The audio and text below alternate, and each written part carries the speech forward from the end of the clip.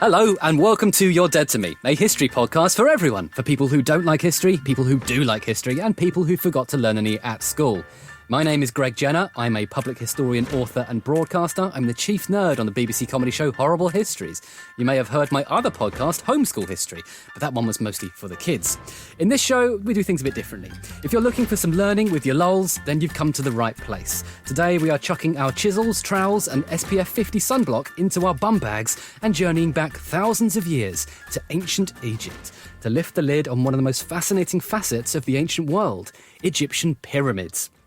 And to help me do that, I'm joined by two very special guests.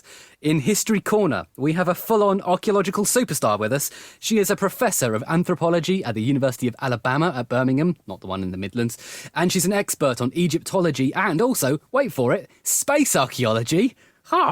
Just the coolest job in the world. You may have seen her research featured in the award-winning TED Talks. You may have seen her on the BBC show Egypt, What Lies Beneath and Rome's Lost Empire. It's Professor Sarah Parcak. Hey, Sarah, how are you? Hi there, I'm great. Thank you so much for having me on.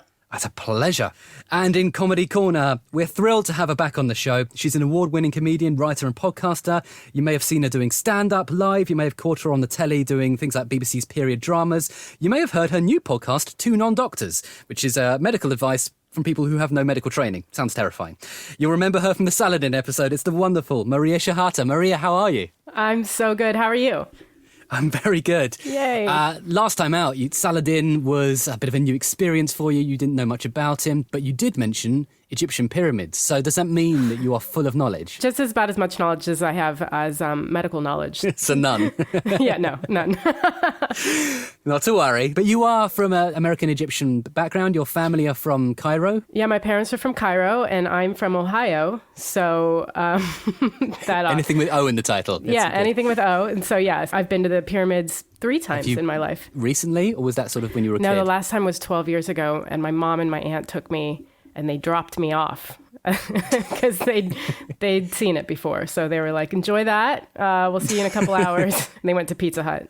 Sounds like a lovely day. I've never seen the pyramids. I'm jealous of both you and Sarah for your pyramid knowledge. You are Egyptian. You've seen them 3 times. So I'm expecting you to be very knowledgeable. I'm going to surprise all of you with how little I know.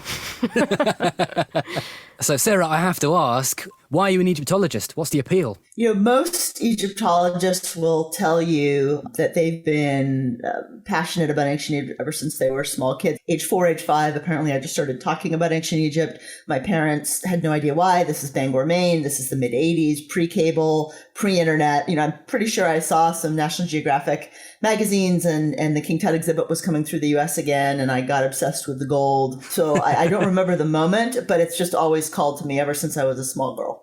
I love how King Tut tours more than I do. I mean, during the times of COVID, it's difficult for any comedian to tour. So I know. But also King Tut was also on tour, and then his tour got cancelled. So, yeah, it's affecting us all, even the dead. He burned out at a young age. So, what do you know?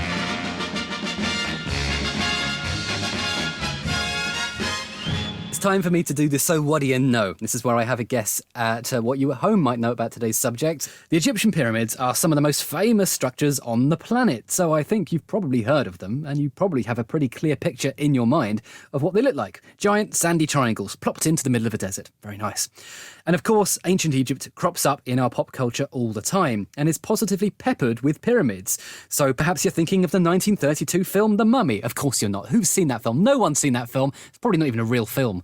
Anyway, you've definitely seen the 1999 film The Mummy, though, haven't you? Yes, lovely Brendan Fraser, so handsome, and Rachel Weisz. That's a fun film, although, it's a bit mean to Imhotep. And then there's also X-Men Apocalypse, and then there's the idiotically bad Transformers Revenge of the Fallen, where the Great Pyramid of Giza contains an alien robot machine for destroying the sun. Of course it does. Now, whether it's from books or blockbusters, you probably know the pyramids were often tombs bursting with treasures for really important kings. And you may have heard loads of theories about how these marvellous monuments were built. Spoiler alert, it wasn't bloody aliens, all right? Let it go. But what else is there to know about the pyramids? What are we missing out? Let's find out. Okay, Sarah, before we start, I'm going to have to bring this up here. What on earth is a space archaeologist? Are you like Indiana Jones but in a spacesuit? I think in my dreams. So essentially, a space archaeologist is a person that uses pictures taken from satellites or drones or airplanes, and they allow us to look at the Earth and the features on the ground in different parts of the light spectrum, often parts that we can't see. So think of it almost like a space X-ray or CAT scan. I always thought archaeologists just kind of went by instinct. Like, should we just start digging here? Like, I bet there's something. I didn't know you used all that technology to find stuff in the middle of the earth. Unfortunately, now with such limited funding and time in the field, we've got to be as laser focused as possible. And so we use every tool at our disposal, whether it's satellites, whether it's ground penetrating radar. And before we even go into the fields, we do what's called hypothesis-driven research. So we come up with a research question, and we have very specific goals and aims when we go out. And we typically have to do an application to the government, to wherever we're working in the world. So not that we know exactly what we're going to find before the season starts, but we have a pretty general sense of the types of things we hope we'll find. But it's still pretty cool that you're now using satellites to pinpoint exactly where to look. I mean, I described you as Indiana Jones in a spacesuit, but you are a bit like Indiana Jones because you found the lost city of Tanis from the Indiana Jones movie. So obviously we knew about Tanis, our Egyptologists, archaeologists have known about it for 160 plus years, but the outline of the actual city wasn't known. And French Egyptologists have been working at the site for about 120 years. They've mainly focused on the temples to the north. And from space, using very high resolution satellite imagery that had a resolution of about 50 centimeters, we were able to map the entirety of the outline of the ancient capital city. So this is a city from about 3,000 years ago. You can see clear city streets, homes, administrative buildings, and even potential palaces. Were the French upset? Were they like, we've been working on this for 120 years. You just came in and zeroed in on it. I remember the look on my colleague's face. I said, so I've mapped your city. He went, what?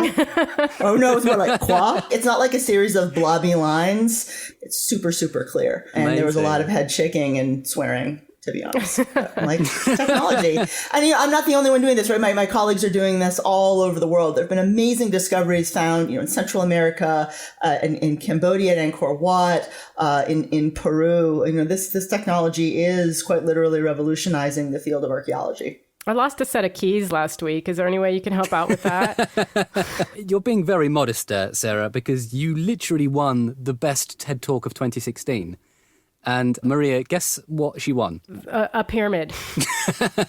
Sarah, you won $1 million. That's a crazy amount of money. It is. And a lot of people have asked me, like, so did you buy a new house? Did you buy cars? Like, what did you do with the money? And it was like a big grant. My team and I used the funding and we built an online citizen archaeology platform called Global Explorer. And it allows anyone in the world to look at satellite images and help us map archaeological sites. You must have used some of it for like a trip to Greece or something, like just a little rest and relaxation before you start digging. Not even a single pencil. Everything went to the project. Okay, so I mean, that is an incredible thing that you do. But we're here to talk about the pyramids.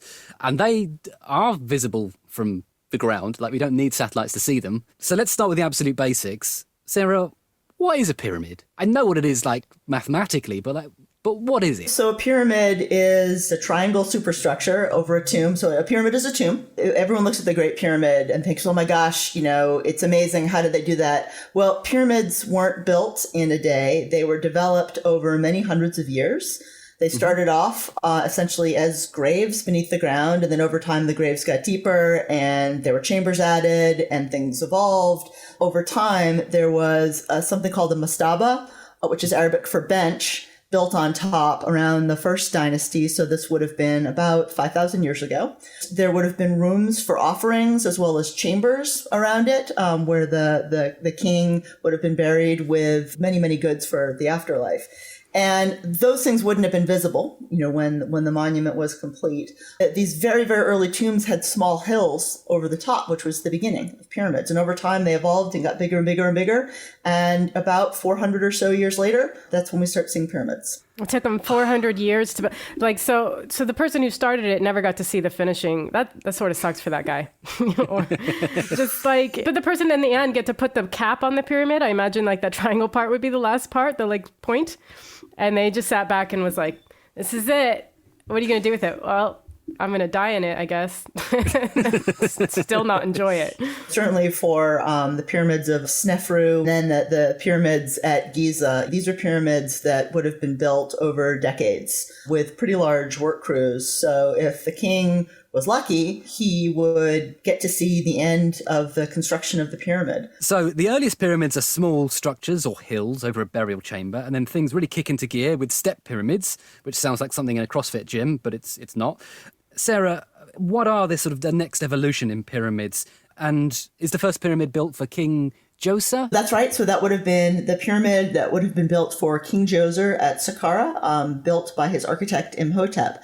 And instead of a standard mastaba tomb or bench tomb, this rectilinear tomb made of stone, what Imhotep did that was amazing is he decided to stack these mastabas one on top of the other to get this triangular feature reaching up into the sky. And to me, what's extraordinary about the pyramid complex of Saqqara and Djoser, it's not just the pyramid, which is amazing, but Imhotep constructed this recreation of the known ancient Egyptian world with structures made of stone that represented Upper and Lower Egypt. So essentially it was an entire map of the cosmos of the known Egyptian world in stone for eternity. How is it a map? Cool. Do you mean like with the hieroglyphs in the tombs? So there are buildings within the pyramid complex that are symbolic of religious structures from Upper Egypt and from Lower Egypt. And for the ancient Egyptian kings, it was their title, the King of Upper and Lower Egypt. They were this unifying force that connected these two places that even today, Upper Egypt and Lower Egypt are still quite distinct from each other. The language is different. The cultures are different. And so by having this architecture and representing these sacred buildings that were formerly built of reeds and stone, he showed he was the king of this whole land. Imhotep, well, Hollywood's not been very kind to him. And Maria, you've seen The Mummy, haven't you? He was the bad guy. It's been years. I just remember Brendan Fraser, really. And yeah. So, how did they make him out to be the bad guy? He's living forever, and he's running around trying to kill Rachel Weisz. Oh, that's no good. No, I mean, Rachel Weisz is lovely. You should never try and kill her. She's lovely. But he's sort of like this terrifying, evil, undead guy. But he is one of the great geniuses of the ancient world, Sarah. What is his job title? Engineer? Is he an administrator? Is he prime minister? What does he do? He was the chief architect for Djoser. And the ancient Egyptians recognized his genius. They, in effect, deified him about 2,000 years later, so in a period of time known as the Late Period, so about 600 BC. We see a lot of amulets and representations in bronze showing Imhotep as a god. So the ancient Egyptians certainly understood when these brilliant people came along. To this day, we haven't found his tomb in Saqqara. But give me a few more years. Give me a few years. Get the satellites on him. Is being deified like getting a blue check mark on Twitter? It's like he's the celebrity of the time. It's a little bit easier. Okay. Yeah, he's one of the great geniuses of that period. Later on, we then go, you've mentioned already true pyramids, Sarah. Maria, can you guess what a true pyramid is? One that was built first, before the other pyramid. Because there are a lot of copycat pyramids. Oh, I see. No, a true pyramid is one that's just got the straight lines on it. That's when they've reached their perfect, mathematical, gorgeous, triangular, kind of the perfect embodiment of that architectural design. I mean, the thing I find extraordinary about the Great Pyramid of Giza, for example, this pyramid is so old that Cleopatra would have looked at it and it would have been ancient history to her. Oh. How many years before Cleopatra was the Great Pyramid built, Sarah? If Cleopatra is in about 2,000 years ago. So about 2,400 years, plus or minus. Bonkers. That is old. That's 4,000 years now? 4,500 years probably, isn't it? And they're still standing strong. They don't move. They're just, this might be a stupid question, but is Stonehenge older than the pyramids? Same age. About the same age. So while we were building like some rocks in a field, Yeah. the Egyptians. Maria, do you want to guess how many stones there are in the Great Pyramid of Giza? 35,271. It's a lovely guess. You're slightly out. It's 2.3 million. Yeah, I'm way off. Although 32,000 was nice. I did enjoy the speed at which we were like, 32,000, straight in. Just say a number, any number, because I wasn't going to get it right. I was like, just go for it, all 6 of them. Sarah, how do we know it's 2.3 million? Has someone sat there and counted? Because that sounds like a boring job. So, it's a rough guesstimate. Your satellites did it. Totally. I mapped it all out down. It's actually 2.246 million, but fine. I get rounded it up. Rounding error. So you can calculate the size of the stones and the area and the volume. So generally speaking, it's about 2.3 million. Are you really good at those games with the jelly beans in the jar when they ask you to guess how many jelly beans are in a jar and then you get $1 million or something? Yeah, that's actually how I won the TED Prize. I guess the jelly beans. That's what I thought. King Khufu was the king, and he received which of the most famous pyramids? How do you demand any respect with that name? I am King Khufu. Sorry, what? No. It's like King Kung Fu. King Kung Fu. King Khufu had which pyramid built for him? The great one. It is the great one, absolutely. You want it to be the great one, wouldn't you? Of course. Yeah. But what about the best one? No, I want the great one. What about the incredible one? I said great. The Great Pyramid of Giza was the tallest human-made structure on the planet for 4,000 years. So, they built it a long time ago, and it stayed as a sort of record breaker for a long, long, long time. That seems to be a really important thing for cultures, having the tallest of something, to this day. Yeah, I guess so. I guess it's proof that the thing kept standing, which I guess is hard to do. But they don't know what's going on halfway across the world because they didn't have any technology, and it would take a really long time to travel, I imagine. So, they could just say that, and everybody would be like, wow, really? It's like, yeah, the tallest in the world. Okay. If you believe people on the internet, aliens transported it, so, that's not, is that not true? My training is in settlement archaeology, and I'm really interested in the lives of everyday people from ancient Egypt and from elsewhere. And to me, the pyramids, especially the pyramids at Giza, are really extraordinary because they're symbols of the formation of the Egyptian state and the bureaucracy. And when you get really close to the pyramids and you look at the stones, you can see hundreds of chisel marks on each individual stone. And those chisel marks were made by copper. And copper was obtained in Sinai, which is an area where I've done a lot of archaeological work. And so Egyptians would have to send out expeditions across the eastern desert and across the Red Sea to mine for copper, to create the tools to build the pyramids. And this huge infrastructure had to be developed. So when you are gnashing your teeth because you're dealing with horrible bureaucracy, whether it's the NHS or immigration in the UK or the US government, wherever you are in the world, when you're angry about bureaucracy, you can blame pyramids because this is where bureaucracy started. Yeah. I took a bus from Cairo to Sinai to Sharm. It was a long journey, and that was on a bus with a motor. I just can't imagine having to go all the way to Sinai to get copper to come back to build that. Did anybody actually want these besides the kings and rulers? Like the people who had to build them probably weren't like, yeah, I'm really excited about this. When it's done in 400 years, it's going to be amazing. Like, if you're building the pyramids, think about the amount of calories you're burning in a day. You're going to need massive amounts of protein because you're part of these teams that are pushing these massive stones. And so you would have been fed incredibly well. You would have been given daily rations of bread and beer and probably good cuts of meat. We know, especially in the Fourth Dynasty, which is the period of time of Snefru and Cheops, we see a proliferation of estates across the delta where they're raising cattle. And the reason they're raising cattle is that you can't build a pyramid unless you're doing your protein shakes. And in ancient Egypt, it was cow. And actually, it's funny. There's an inscription inside one of the pyramids. So the gangs of men that moved the blocks had nicknames. And one of the nicknames of one of the gangs was the Drunkards of Menkaura,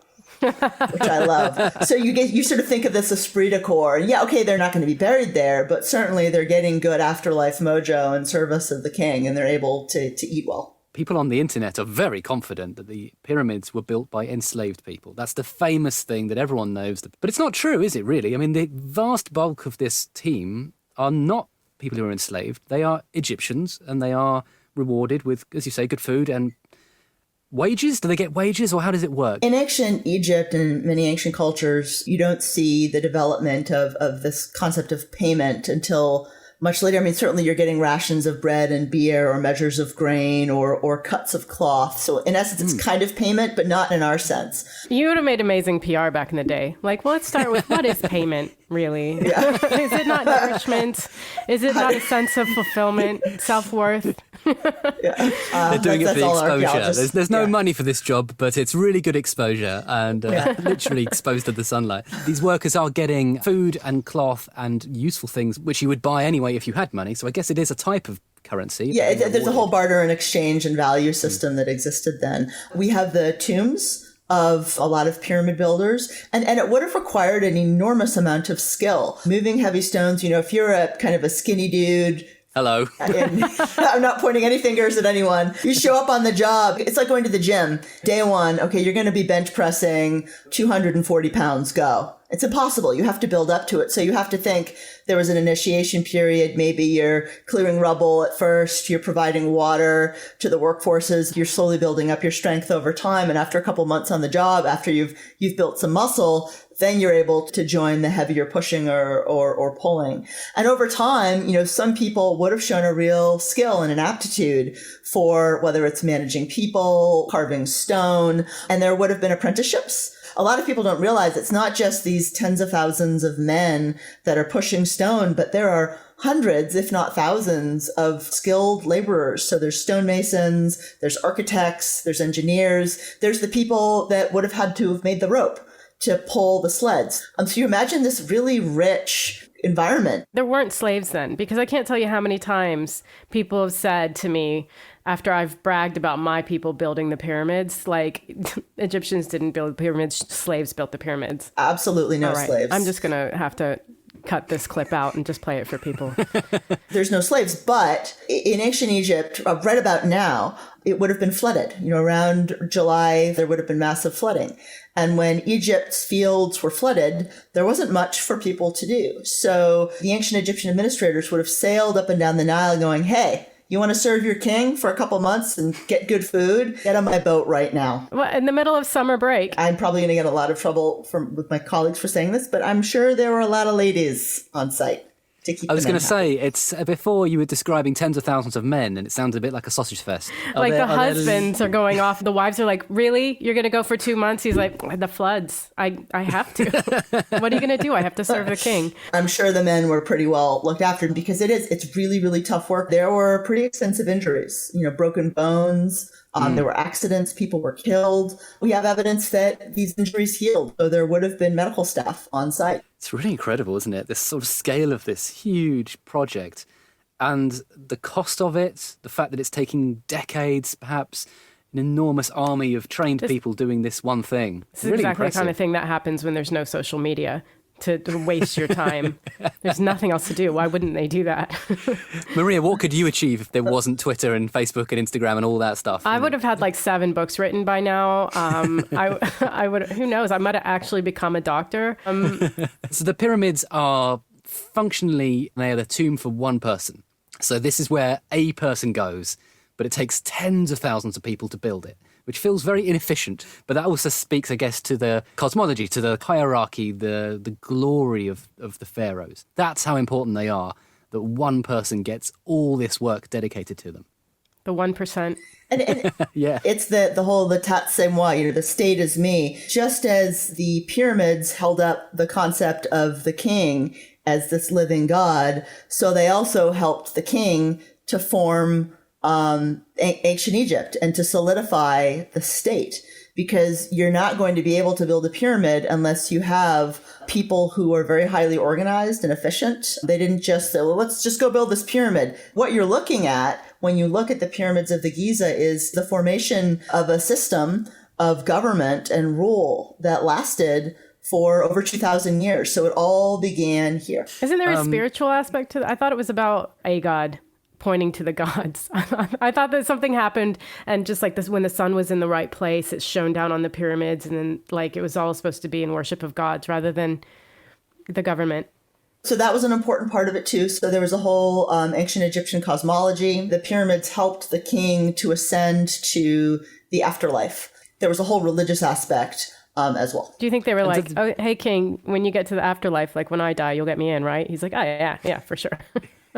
Never does. I'm sure that's part of what they told their workmen, by working in service of the king, you're accruing, goodie points to get you into the afterlife. Maria, do you want to have a quick guess as to which of these tools the workers would have used to build the pyramids? You've already heard sledges, so we'll tick that one off. Which of these four wasn't used by ancient Egyptian craftspeople? So you have drills, wooden levers, wheelbarrows, and rollers and winches. Which of those four do you not think they had? Aren't drills, don't they require being plugged in? Am I dumb? Like, it feels like a drill, like, isn't it? It's got to be drill. You've gone for drill. Sarah? It's wheelbarrows. Yeah, Oh. They had drills. But What's they a weren't drill? power drills. Yeah, so Sarah, how does a drill work in the Bronze Age? Think of almost like a metal piece that you stick in. It's like a winch. You push it around and around and around. It's like a corkscrew. It functions like a corkscrew. Okay. So it's just manpower. You're just having to physically twist this thing, soft copper through hard stone. Yeah, correct. I love that they gonna can take a long invent the time. pyramids, but not a wheelbarrow. Yeah, well, maybe they didn't need it. But how are they transporting the stone around, actually, Sarah? Is it on rollers? Is it on boats? I mean, presumably it's coming up the Nile. It's pulled in larger blocks on sleds, loaded into boats. They sailed down the Nile and probably up small canals. There would have been a depot area where the stone would have been unloaded, and then, on sleds and on slit ground. So we actually have images from a bit later on, from a period of time known as the Middle Kingdom, and you see groups of hundreds of men moving statues that are many, many tons in size. And so you get a real sense of the number of men it would take to move these stones. And I've seen groups of 10 or 12 men move stones that weigh several tons. And they're able to do Wow. it just by moving in unison. And it's very interesting. The songs that they sing, they do a, hey, hoop, hey, hoop. I bet those go back to ancient Egypt. And my workforce tells me, like, those are just the things we say when we're moving large stones. I'm like, It sounds like it's breath work. It's like, when somebody who does kung fu busts through a bunch of bricks with their fist or their choppy hand.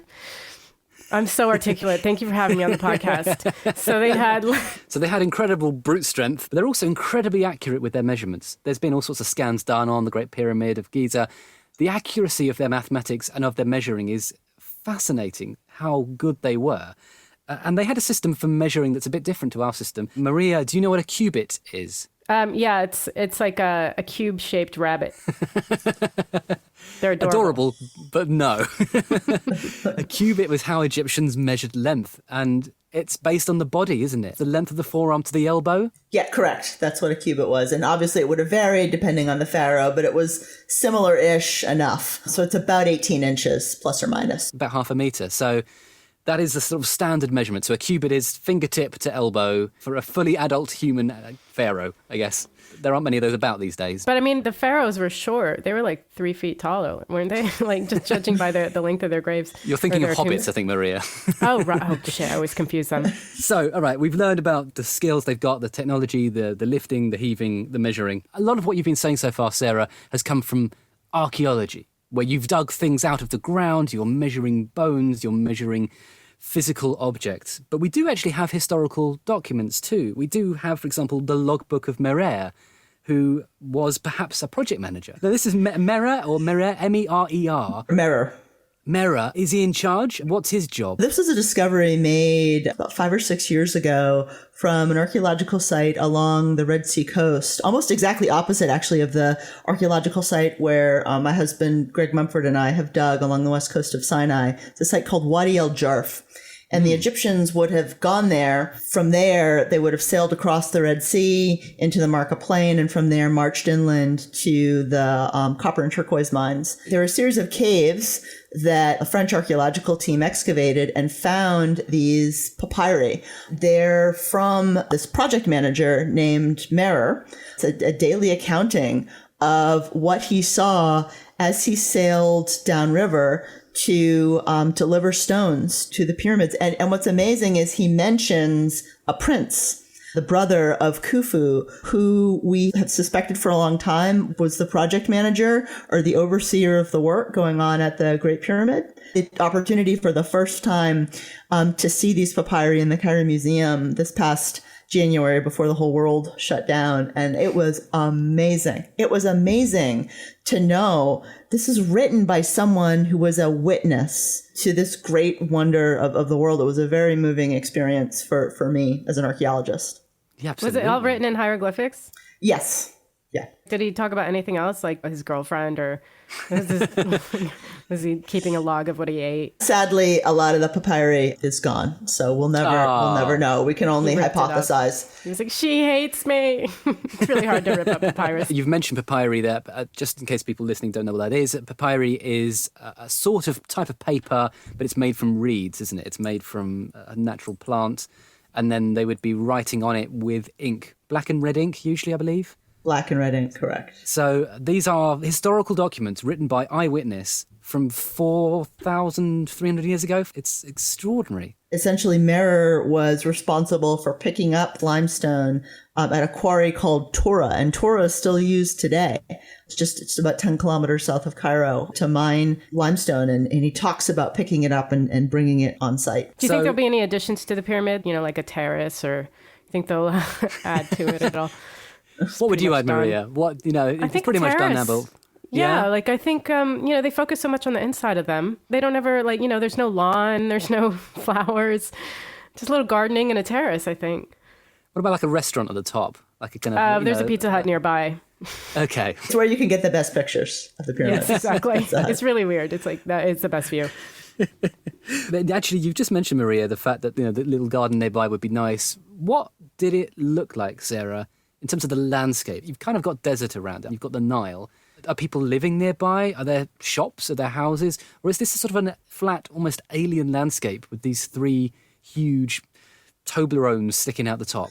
So the pyramids wouldn't have just been pyramids. They would have had their pyramid temples. They would have had their causeways. But also, a little bit to the south, you would have had a pretty significant workman's village for 15, 20,000 men. There would have been large barracks, homes, gardens. And the Nile River would have been flowing right next to the pyramids in antiquity. Today it's a number of kilometers to the east. But even old photographs from 120 years ago showed just how close to the banks of the Nile the pyramids were. Certainly there would have been fields. It would have been lusher, although certainly around the pyramids themselves, it still would have been desert.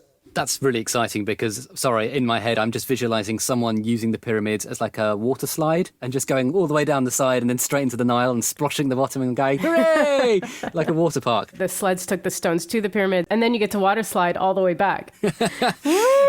That's how they convince people to do all the hard work. You get to go on the water slide afterward. But, the Nile coming all the way up to the pyramids, did that make it easier to build? That, and also the position in the landscape. It's a little bit more elevated. It's pretty close to the Tura limestone quarries. But also, there would have been canals connecting to the main Nile for delivery, essentially right to the doorstep. Yeah, because it's so annoying when a delivery guy comes and he just leaves stuff at the other side of the house and you're like, I need it over here. And you've got to go and pick it up and drag it in. It's so boring. Amazon was crap in the Old Kingdom. Terrible delivery. It was called Nile back then, presumably. Yes. Yeah. And this is kind of a cool fact. A lot of people don't realize this. So when you go to Giza today and you look at the pyramids, most of the outer casing stones are missing, and they would have been cased or had an exterior stone facade of this amazing bright white limestone. So to look at the pyramids in the middle of the day in Egypt, you almost couldn't look at them because they'd glow. It's almost like you're seeing this living embodiment of the king's power as a god on earth. So did it wear away, or is it just that it got so hot they were like, let's get rid of this white stuff? So a lot of the exterior casing stones were rubbed, taken away over time. You can actually see some of the exterior casing stones today around the base of the pyramids. I love the idea that they're so white you couldn't even look at them. Like Ryland's teeth. It's so bright. My eyes, I can't see. Yeah. Do they have gold in the top as well, Sarah? Or is it just limestone? The capstone or the pyramidion would have been different materials depending on the period of time. You can actually see some of them today in the Cairo Museum from the Middle Kingdom. In some cases, they probably would have been encased in electrum or gold around them. But amazing. And the gold's gone, though, right? Somebody robbed that, too. Oh, yeah. I blame the no, they were camels. taken Look away at a those long camels. They have those humps on their back. They're obviously hiding all this stuff. What, you're thinking someone lifts up the hump and then pops it in, puts the Yeah, hump like back. the trunk of a car or something. Yeah. So we've got a slightly different landscape, but ultimately people were living nearby. The work camp was nearby. There are 20,000 people perhaps living nearby. It's quite a busy place. But this was a sacred site, presumably. This wasn't just like a shopping mall. This was holy. It was. And the thing is, when you look at the pyramids, a lot of tourists miss that there are hundreds and hundreds of tombs. It's called the Western Cemetery. And these were the officials that either oversaw the construction of the pyramids, were princes, were administrators in the time of Dynasty 4. You're an important official from the Old Kingdom. You've helped the king to build this amazing landscape. And congratulations, you have won a tomb for eternity.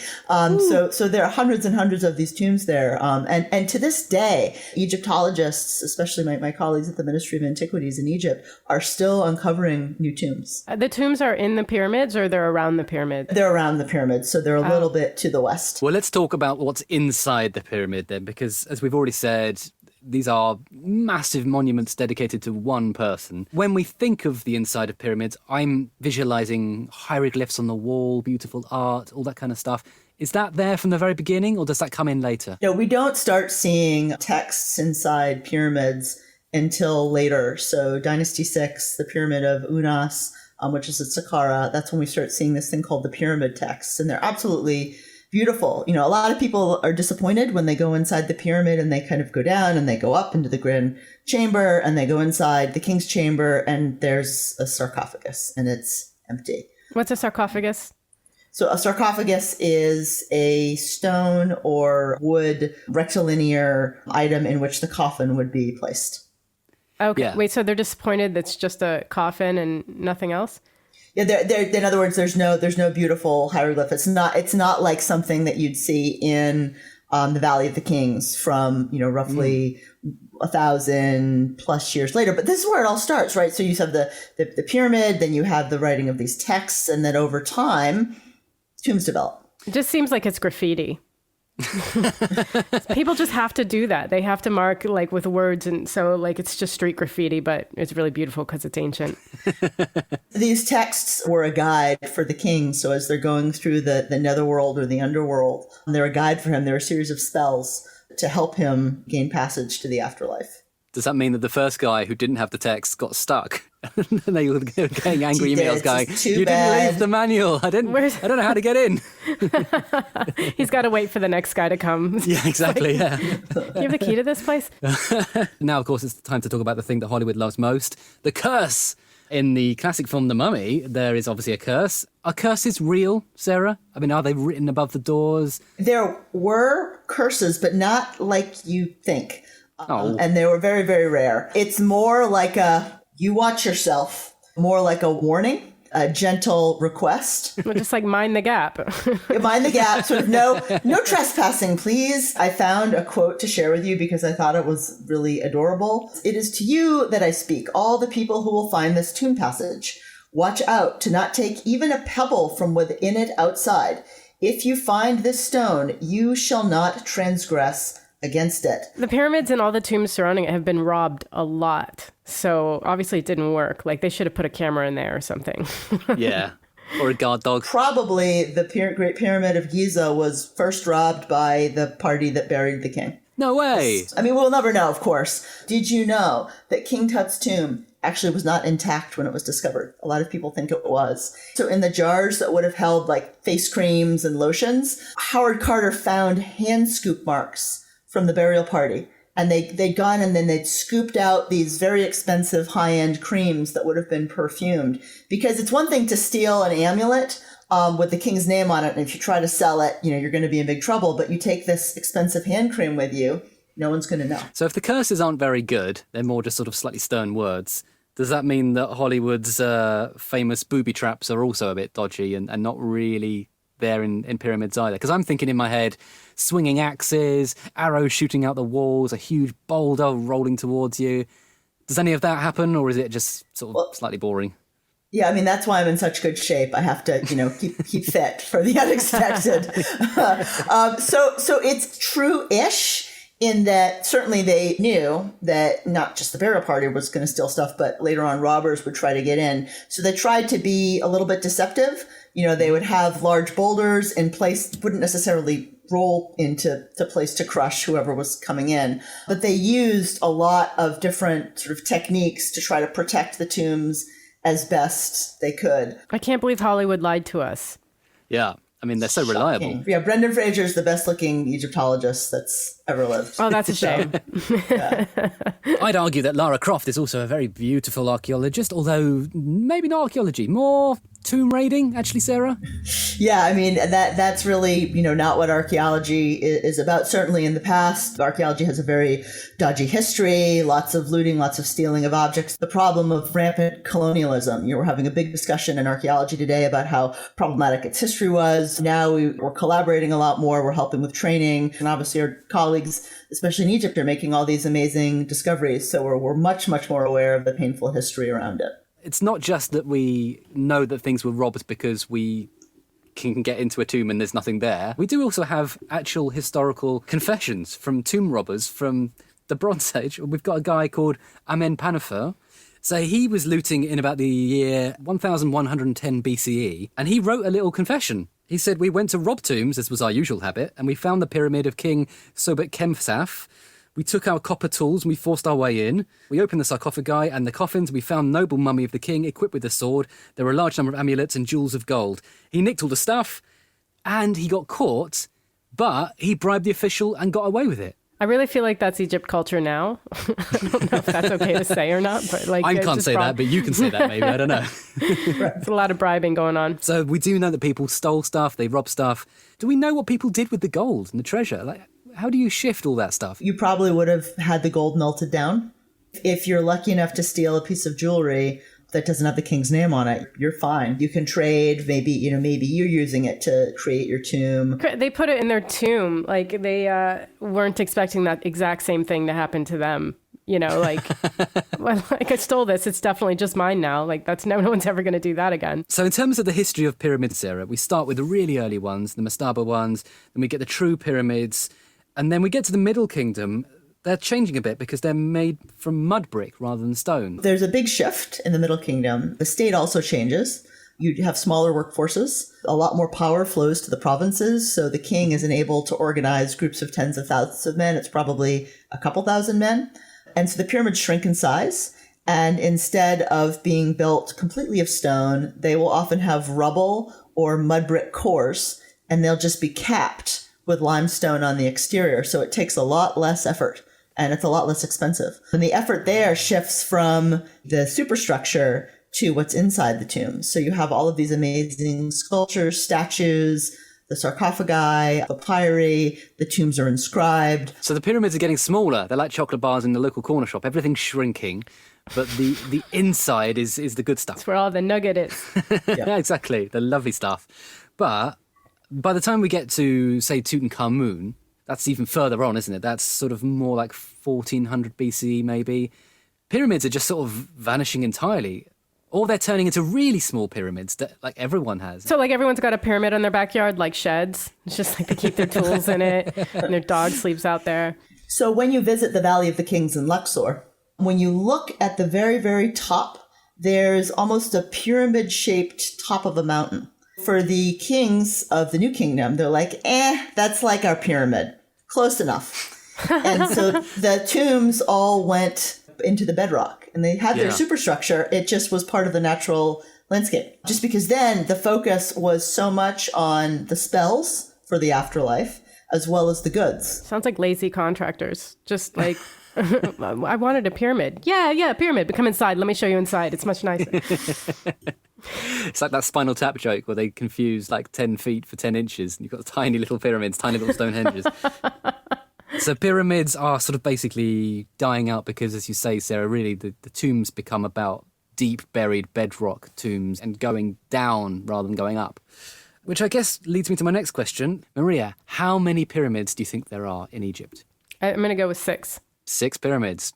Sarah? There are over 100. What? Yeah, I was surprised. Well, there's the 3 that we all know about. And then I just figured there were 3 more that copied it. And then, but a lot of people don't realize that in time periods like the Middle Kingdom, so at Lisht, around the pyramid of Senwosret I alone, there are 9 smaller pyramids for his queens and his daughters. Right there's 10, especially in the Old Kingdom as well. Like, so there's a king, Pepi II, and he had a lot of smaller pyramids around his pyramids. So when you think of like 100 pyramids, they're not all massive. A lot of them are really, really small. So they just start franchising them like McDonald's? If there are 100 pyramids and then you're getting your clever satellite stuff out, does that mean that you're finding new pyramids? There are new pyramids that are out there. I mean, new in the sense of like, they're really old, but they're new because we didn't know about them.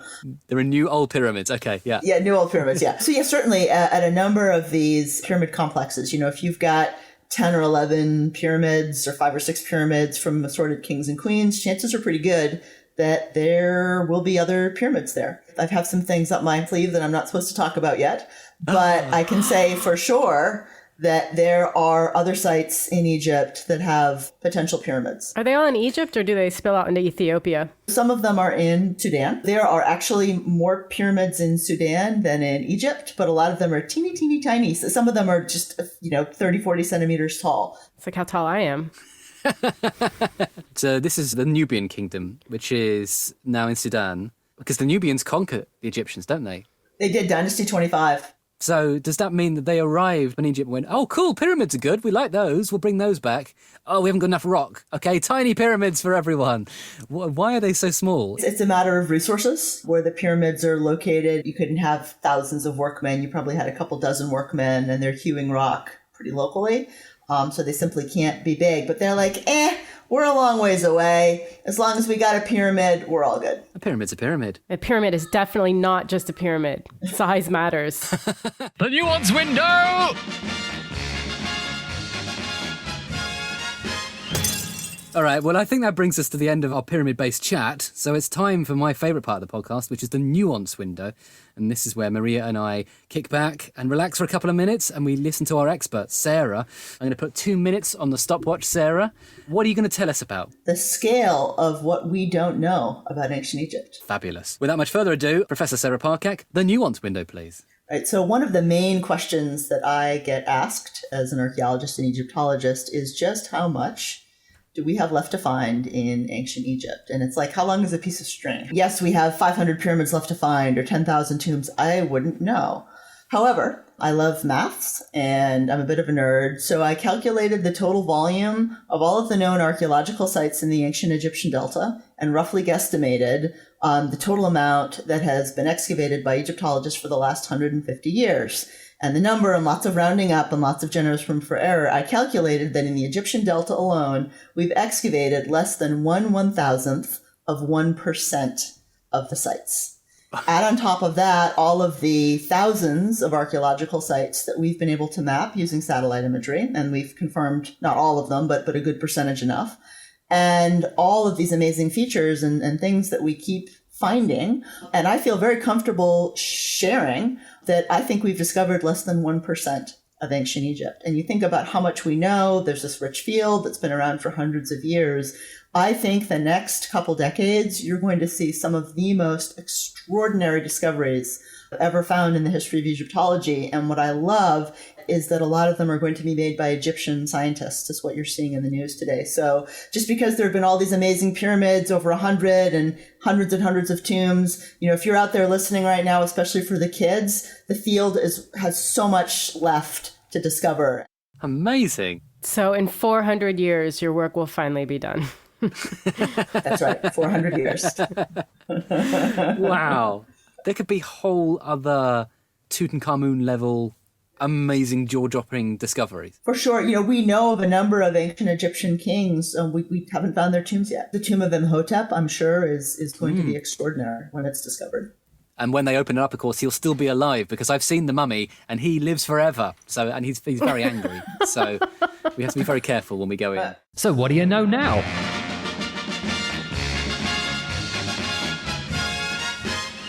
It's time to find out what Maria has learned today. It's called the So What Do You Know Now? It's a 60-second quick-fire quiz. Last time, you got 8 out of 10, which is good. Good, strong score. And that was a difficult Saladin episode with lots of complicated history. I have full faith in you today. And, of course, the first question I'm going to ask you is a really easy one. We've already mentioned that it's nothing to do with aliens, and that is my first question. Question 1. The pyramids were definitely not built by what? Aliens. Exactly. Question 2. What was the name of the architect who built the step pyramid for King Djoser? Yohamis. No, it's Imhotep. Imhotep. Question 3. What makes a pyramid a true pyramid? It's straight. It is, straight sides. Yeah. Question 4. The Great Pyramid of Giza was made of how many stone blocks? 1.24 million. It was 2.3 million. Question 5. King Khufu had which pyramid made for him? The Great. It was the Great Pyramid. I mean, the best pyramid, obviously. Question 6. Name one of the tools we know that was used to build pyramids during the Old Kingdom. The drill. Yes. Question 7. What was the basic measuring unit in ancient Egypt? The hand that you take your hand to your elbow and then like halfway up your arm. Cubit. Cubit is correct. Yeah, well done. Question 8. What exciting discovery was made a few years ago which gave us loads of insight into how pyramids were built? Yeah, there's that papyrus diary. The guy Yes. with the diary. Mayor. Yes, Mayor. Very good. Question 9. Roughly how many pyramids have been discovered in Egypt so far? 100. 100 is correct. More to find. And question 10. The 3 main Giza pyramids would have looked very different to ancient Egyptians. Why? They had it surrounded with white limestone to blind you into thinking that it was God. Amazing. 8 out of 10. That's very, very impressive. You've matched your score from before. You have learned lots of fantastic stuff. Well done. Be student for years, my whole life. So that brings us to the end of the podcast. Maria, are you now positively potty for pyramids? I am so, I wish I could go visit them right now. Just because I've been in lockdown, I need to get out of my house mostly. That's true. Get a Actually, Toblerone yeah. at the airport, get out. I want to see those pyramids. Wonderful. Listeners, if you've enjoyed today's show, please do share it with your friends, leave a review online, make sure to subscribe to You're Dead to Me on BBC Sound so you never miss an episode. But for now, let me say a huge thank you to our magnificent guests in History Corner, or rather Egyptology Corner, I suppose, Professor Sarah Parcak from the University of Alabama. Thank you, Sarah. Thank you for having me on today. It was a blast. It was an absolute pleasure. And in Comedy Corner, the marvellous Maria Shehata. Thank you, Maria. Thank you. That was so much fun. Thanks for having me. And to you listeners, join me next time for another voyage across space and time.